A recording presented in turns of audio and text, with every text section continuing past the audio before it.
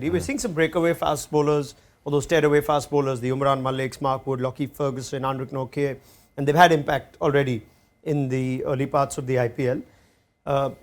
Now this is a test for him at the Chinnaswamy. Yeah. How best is a Mark Wood used, or how best are these kind of bowlers used? I think, first of all, I think it depends who your other bowlers are as well. That can change things. Yeah, if you've got a good swing bowler up front, or if you've got a spinner that can bowl in the power play quite well, that changes things as well. But for me, I like to see him with a new ball, one over. They're effective. Usually, express bowlers are effective through the middle, so maybe two through the middle, and you'd hope if you can hit Yorkers one at the death. It sounds traditional, but that's how I would normally like to see it go. When you say one at the top of the new ball, you mean the first over, the second over? Well, I think if you bowl 150, if you've got someone that bowls 150, look, it can go both ways with a new ball. It can be messy, but it can be messy the other way if if he happens to go through a couple of guys with a new ball early on. It can shut the game out type thing. It can change the game completely. So I always think if you've got a guy like Wood bowling at that pace, why not chuck him the new ball? See if he takes 1 or 2 wickets in his first over. And then bring him back for 2 in the middle. Why not? Is there a pattern that is common between these types of bowlers as to when they're most effective? Well, I think we've seen throughout the past couple of years these express pace bowlers do particularly well in the middle overs. I think if we talk about the guys that you've already mentioned, people like Alzari Joseph as well, who obviously took a couple of wickets yesterday, having come back maybe a little earlier than he usually would be used.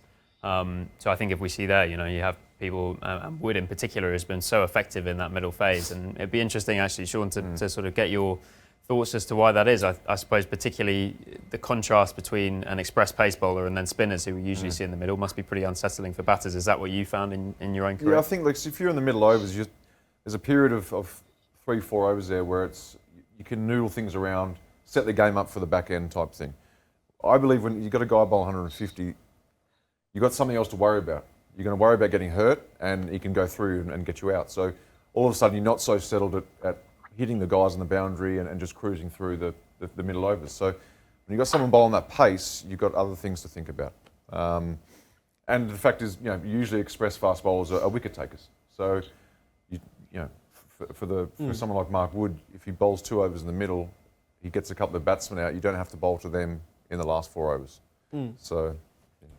Let me get Wasim's thoughts on, as an opening batter and someone who now works with top opening batters, as to when he feels this, which is supposed to be your X factor or your X factor weapon, is most effective. Wasim, we're seeing there's a debate on when you want to use these bowlers. They don't always end up being the best death bowlers. We saw Lockie Ferguson struggle yesterday. Umran Malik, there are question marks on how he bowls at the death, or when surfaces are very friendly for batting, or when batters are comfortable with pace. There's Mark Wood today. What's his best use? Well, I agree to Tait a little bit. 1 over at the start will be handy, even though it will be Virat and Faf who will be used to this pace. But there's a difference between somebody bowling 140 and somebody bowling close to 150. That's a big difference. It's a very unforgiving ground, without a doubt. I mean, those short balls can go for sixes. He would have liked. He plays in Lucknow, his home game. That is a bigger ground where he would love to bowl those shorter balls. At Bangalore, those balls can fly.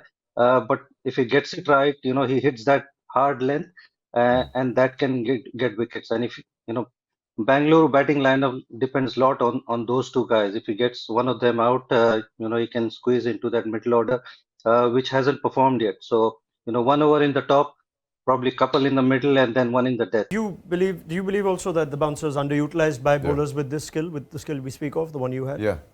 Instead of the extra slower ball or whatever it might be, you've got the bouncer. A guy that bowls 150, if you bowl 135, there's some other skills you need to have. I think as a guy that's bowling around 150, it's simply you've got your Yorker, your pace on delivery on the top of the stumps, or your back of length, and your bouncer. So your slow ball's not always hugely effective, but your bouncer is, if that makes sense. Not a lot of these guys even have good slow balls, fair to say, the ones we talk about. There's an interesting name, actually, who for obvious reasons isn't playing in this competition, but someone Shaun's worked with recently, in Harris Ralph, who has really developed that slower ball over the past couple of years, and it has a slower ball that sort of even comes out at about 80 miles an hour because of the fact his quicker ball's so quick, and that's been really effective. But then a lot of these guys that we're talking about, so Wood, for example, would you classify Haris Rauf in the same category of tearaway though? Yeah. 150 plus. Yeah, I think I so. would, Yeah. Yeah. All right. Okay. Go on. But yeah, and then Wood, for example, is kind of gone the opposite way, where I think at various points in his one-day career he's looked to develop slower balls, but at the moment he's in a position where he's just running in and bowling as quick as he can pretty much every ball of the spell, and it's an interesting He's contrast got a really between good the bouncer. Mark Wood's bouncer is really good. It's off and on song. I know when I was with the Pakistan team, he ripped through us with a short ball. So yeah, he's got that. We were just watching Umran Malik in that first game against Rajasthan, where on a absolutely flat track, Butler and Samson bowlers who enjoy pace aren't intimidated by it, no movement. You felt like Umran can't trouble them. Yeah. Anything they do, they're going to help the master. And that's when you think, can he do something else? Can he develop a slower ball? Do you sense that's easy to do? I think it's not easy. No, I think it takes all your energy is going into bowl 150, whether it's in your mind or physically. There's so much to think about doing that. You don't often have the same amount of time or to try and develop 3 slower balls, for example. I think someone like Umran, I think one good slower ball, if he just masters one good slower ball, masters his Yorker, then that's a completely different bowler. Often I don't know their personal, but I think trying to bowl 150 kilometres an hour for an hour and a half in the nets is not really doable for over the course of a career. So I think you've got a small amount of time maybe to work on things. So I think you're expected to bowl fast all the time. That's the other expectation you have as that sort of player. So you spend all your energy trying to do that. So I think instead of the second slow ball, the third slow ball, make sure your bounce is really good.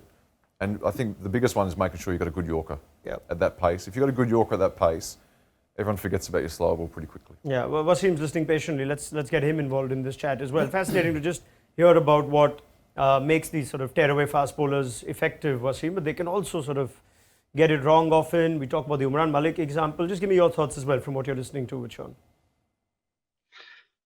Well, I think talking about Imran, I feel his length has become a little more consistent. He hits that back of a length very often. What I've seen him lately, but like we have said even last time, that he needs to develop a couple of balls if he needs to be good in T20 cricket. Whether that's a slow ball or a Yorker, because sometimes on Indian pitches you kind of enjoy somebody bowling at pace. Sometimes you can line them up.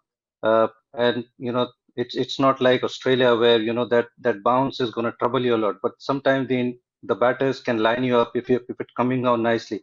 So having a couple of other deliveries, I think it will help, and that's the reason why sometimes we see when he doesn't get it right, he's very expensive. So he does need to, especially in T20 cricket, he does need to develop a couple of balls. The Yorker is obviously is one. He bowls a bouncer, but if he has one slow ball at least, that'll will put something in the batter's mind. They can't line them up so easily. So I think he needs to work on those variations a little bit.